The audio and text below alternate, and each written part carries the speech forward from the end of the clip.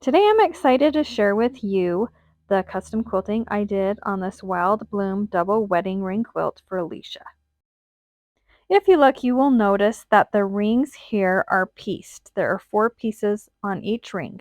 So I can easily find the center of the ring and use my ruler here to make a curved diamond shape.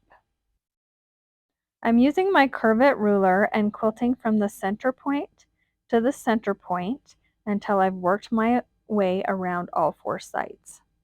Next, I'm going to quilt a flower in the center of this diamond. I'm going to come into the center of the block, making half a petal shape and then a circle in the center. Now I'm going to fill in around the circle with more petal shapes. If you look closely at the fabric, you will see that I've taken this flower design straight from the fabric.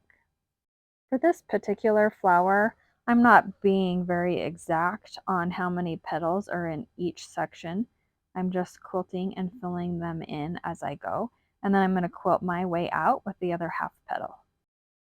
I want to set apart that center flower, so I'm adding a few more lines echoing the diamond curve shape.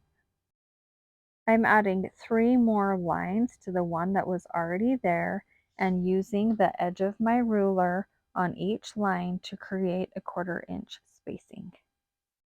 Now I'm filling in the corner of this block with some pebbles.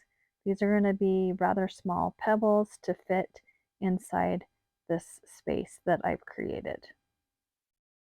Now I'm going to stitch in the ditch over to my next quadrant, grab my ruler, use the outside of my foot once again, and quilt 3 more lines. I really love the way these lines accentuate that center flower.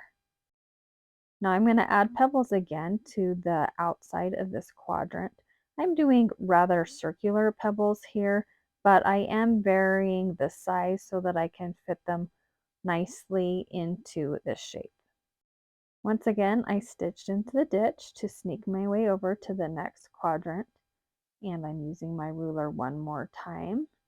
You can see how I'm making these lines echo that original line, and it just turns out so cute. It's not a bad idea to try quilting these pebbles with just one hand like I am doing here. Sometimes when we quilt with 2 hands, they fight each other and it's hard to get the perfectly round shape that we're looking for. I've got a longer space to stitch in the ditch this time, so I'm going to use my ruler helping me to quilt right on that curve up to the corner, and then using the same ruler to do the echoing lines against the center medallion.